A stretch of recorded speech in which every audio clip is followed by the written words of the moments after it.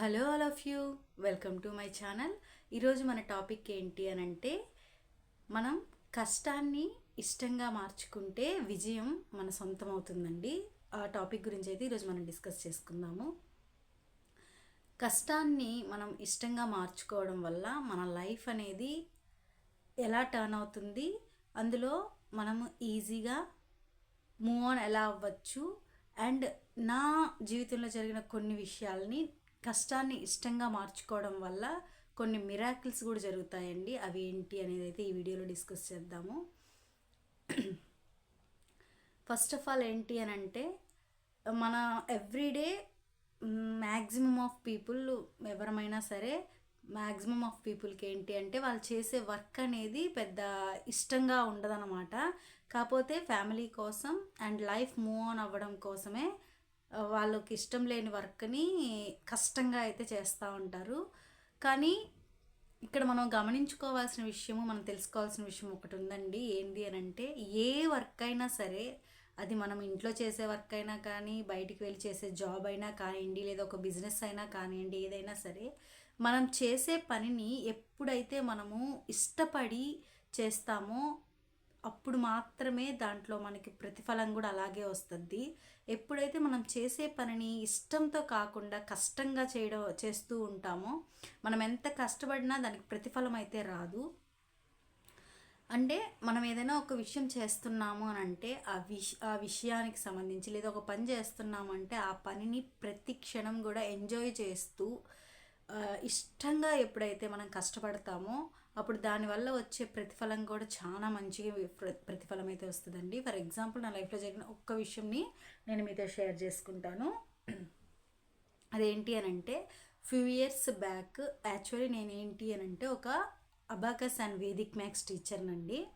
ఇప్పుడైతే ఓన్గా ఒక ఇన్స్టిట్యూట్ ఉంది. బట్ ఫ్యూ ఇయర్స్ బ్యాక్ ఎలా ఉండేది అని అంటే, ఈ ఫీల్డ్ అనేది లేడీస్ రన్ చేయడం చాలా కష్టం అండి. ఎందుకు అనంటే ఈ ఫీల్డ్కి మ్యాక్సిమమ్ మార్కెటింగ్ కావాలి, డెమోస్ ఇవ్వగలిగి ఉండాలి, బాగా తిరగాలన్నమాట, తిరిగి ప్రమోట్ చేసుకోవాలి. యాజ్ ఎ లేడీగా అవన్నీ చేయలేము కాబట్టి. కానీ నాకు చాలా ఇష్టము కాబట్టి ఈ అబాకస్ అండ్ వేదిక్ మ్యాథ్స్ ఫీల్డ్లోకి అయితే వచ్చాను. ఫ్యూ ఇయర్స్ బ్యాక్ ఏంటి అని అంటే, ఒక ప్లాట్ఫామ్ దొరికితేనే కదా మనల్ని మనం ప్రూవ్ చేసుకోగలము అన్న ఇదిలో ఉన్నప్పుడు ఒక సంస్థ, ఒక ఇన్స్టిట్యూట్ అయితే ఒక అవకాశం ఇచ్చింది నాకు.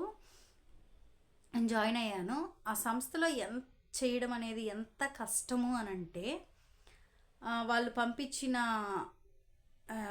స్కూల్స్కి వెళ్ళినప్పుడు వాళ్ళవి 2 బ్రాంచెస్ ఉండేదండి. ఒక గర్ల్స్ బ్రాంచ్, ఒక బాయ్స్ బ్రాంచ్, 2 4 ఫ్లోర్స్ బిల్డింగ్స్ ఉండేది. వాళ్ళు ఏం చేసేవాళ్ళంటే, ఒక పీరియడ్ షెడ్యూలు గర్ల్స్ క్యాంపస్లో వేశారు అని అంటే పక్క స్ట్రీట్లో ఇంకొక పీరియడ్ వేసేవాళ్ళు. అది కూడా 4th ఫ్లోర్లో వేసేవాళ్ళు అనమాట. ఇక్కడ 4th ఫ్లోర్ నుంచి కిందకి దిగి వచ్చి, నో లిఫ్ట్ అండి, అది ఏమి ఉండేది లేదు.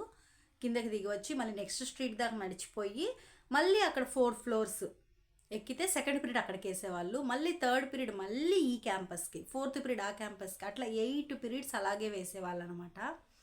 అసలు నేను స్టార్టింగ్లో అడిగాను అనమాట, అలా కాకుండా ఆఫ్టర్నూన్ దాకా ఒక క్యాంపస్, ఆఫ్టర్నూన్ నుంచి ఇంకో క్యాంపస్ వేయండి అని అంటే, లేదండి ఇది యాక్టివిటీ కాబట్టి మా షెడ్యూల్ ఇలాగే ఉంటుంది అన్నట్టు వాళ్ళు ర్యాష్గా సమాధానం చెప్పారు. నెక్స్ట్ నేను ఇంకెప్పుడు అడగలేదు. ఎంత కష్టం అనిపించేది అని అంటే, మీరు ఒక్కసారి ఎక్స్పెక్ట్ చేయండి, 45 మినిట్స్ ఫ్లోర్త్ 4లో క్లాస్ తీసుకొని అక్కడి నుంచి కిందకి నడిచి వచ్చి మళ్ళీ పక్క స్ట్రీట్ దాకా నడిచిపోయి మళ్ళీ సెకండ్ పీరియడ్ క్లాస్ తీసుకునేదాన్ని. అలా 8 అవర్స్. నెక్స్ట్ ఇక్కడ నుంచి అక్కడికి వెళ్ళేలోపు ఒక టైం పడుతుంది కదా, పర్టికులర్ టైము. వెంటనే వాళ్ళు ఏమనేవారు, ఏంది ఇంత లేటుగా వస్తున్నారు అని చెప్పి ఈ బ్రాంచ్ వాళ్ళు క్వశ్చన్ చేసేవాళ్ళు. ఇక్కడ నుంచి అక్కడికి వెళ్ళే లోపల వాళ్ళు క్వశ్చన్ చేసేవాళ్ళు. అలా ఉండేదన్నమాట. అలా నేను 1 డే ఆర్ 2 డేస్ కాదండి, 1 ఇయర్ పాటు అలాగే వర్క్ చేశాను. ఎంత కష్టం అనిపించేది అని అంటే, లిటరలీ ఈవినింగ్ ఇంటికి వచ్చిన తర్వాత వచ్చి కూర్చునేదాన్ని. కూర్చుంటే 2 కాళ్ళు కూడా షివరింగ్ వచ్చేసేవన్నమాట. అంత కష్టం అనిపించేది. మెయిన్ ఇంకొక ఇంపార్టెంట్ థింగ్ ఏంటి అని అంటే, ఆ సంస్థలో టీచర్ కూర్చోకూడదు, అదే రూల్ అక్కడ మెయిన్. ఏంటి అని అంటే, కంటిన్యూస్ 45 మినిట్స్ పీరియడ్ ఉంది అంటే 45 మినిట్స్ కూడా టీచింగ్ చేస్తూ ఉండాలి, లేదా అబ్జర్వ్ చేసుకుంటూ ఉండాలి. కానీ ఎక్కడ కూడా ఒక 5 మినిట్స్ కూడా చైర్లో కూర్చోడానికి ఉండదనమాట. అలా ఇలా ఎక్కుతూ దిగుతూ అండ్ ఎక్కడ రెస్ట్ తీసుకోకుండా నేను అలాగే పర్టికులర్గా ఉండేదాన్ని. కానీ 1 ఇయర్ పాటు వర్క్ చేశానండి. కానీ రియల్గా చెప్తున్నాను, చాలా ఇష్టపడే చేశాను. ఎందుకు అనంటే నేను ఆ Vedic makes and abacus course complete చేయడమే చాలా కష్టపడి కంప్లీట్ చేశాను. కాబట్టి దానికి విలువ రావాలి అని అంటే నేను ఎలాగైనా సరే మూవ్ ఆన్ అవ్వాలి అని చెప్పేసి చాలా ఇష్టంగా అయితే కష్టపడ్డానని చెప్పచ్చు. ఎందుకు అని అంటే ఆ స్ట్రెస్ ఏదైతే మనం అక్కడి నుంచి ఇక్కడికి ట్రావెల్ చేయడం, ఇక్కడి నుంచి అక్కడికి వెళ్ళడం, ఈ మధ్య ఉన్న స్ట్రెస్ని పిల్లల ముందు ఎక్స్ప్లోర్ చేశాము అని అంటే, మా ఫీల్డ్ ఏంటంటే ఇది యాక్టివిటీస్ ఫీల్డ్ కాబట్టి ఎక్స్ప్లోర్ చేశాము అంటే పిల్లలు రిసీవ్ చేసుకోలేరు సబ్జెక్ట్ని. వాళ్ళ ముందు అయితే అసలు చాలా యాక్టివ్గా ఎక్స్ప్రెస్ చేయడానికి ప్రయత్నించేదాన్ని. అయితే ఆ కష్టానికి దేవుడైతే మంచి ఫలింపే ఇచ్చాడని నేను అనుకోవాలండి. అలా మూవ్ ఆన్ అవుతూ ఉంది. 1 ఇయర్ పాటు అలాగే హార్డ్ వర్క్ చేశాను. ఇంటికి వచ్చిన తర్వాత కూడా నేను ఇంట్లో వాళ్ళకి షేర్ చేసేదాన్ని కాదు. అదంతా ఎందుకు అని అంటే, ఇంట్లో కానీ చెప్పాము అని అంటే వెంటనే మా సార్ అవసరం లేదు ఆపేయమని చెప్తారు. అందుకని చెప్పి నేను అసలు ఇంట్లో చెప్పేదాన్ని కాదు. ఎందుకనంటే కష్టపడాలి, ఎలాగైనా సరే ఎంతో కష్టపడి కోర్స్ చేశాను కదా, ఆ కోర్సుని నిలదొక్కుకోవాలంటే మనకు ప్లాట్ఫామ్ కావాలి అని చెప్పి చాలా కష్టపడేదాన్ని. అలా జరుగుతూ ఉన్న సందర్భంలో అకాడమిక్ ఇయర్ అయిపోయేటప్పటికి వాళ్ళు వాళ్ళ సంస్థని ప్రమోట్ చేసుకోవడానికి ఒక ప్రోగ్రామింగ్ చేశారండి. Abacus and Vedic maths programming. వాళ్ళకి దానివల్ల ఎంత ఫేవర్ జరిగిందో నాకు తెలియదు, కానీ నాకు మాత్రము అది చాలా ఫేవర్ చేసింది. ఆ చిన్న ప్రోగ్రామింగ్ నన్ను ఈ స్థితిలో ఉన్నదాన్ని ఈ స్థితిలో పెట్టేసింది. ఎందుకు అని అంటే వాళ్ళ సంస్థని ప్రమోట్ చేసుకోవడానికి వాళ్ళు చేసిన ఆ చిన్న ప్రోగ్రామింగ్ ఏదైతే ఉందో అబాకస్ ప్రోగ్రామింగ్, అది నాకైతే మంచి క్రెడిట్ తెచ్చిపెట్టింది. నార్మల్గా మా ఫీల్డ్లో ఒక్క సంస్థతో టైఅప్ అవ్వాలి అని అంటే, ఒక ఇన్స్టిట్యూట్తో టైఅప్ అవ్వాలి అంటే it's a very big thing. చాలా ప్రమోషన్స్ చేసుకోవాలి, చాలా డెమోస్ ఇవ్వాలి, చాలా మార్కెటింగ్ చేయాల్సి ఉంటుంది. యాజ్ ఎ లేడీగా ఎంత కష్టం. బట్ నాకు ఆ చిన్న ప్రోగ్రామింగ్ ఏంటి అని అంటే నాకు ఫ్రీ మార్కెటింగ్ అయింది, ఫ్రీ డెమో అయింది. నాకు తర్వాత వరుస పెట్టుకొని అవకాశాలు దొరికాయండి.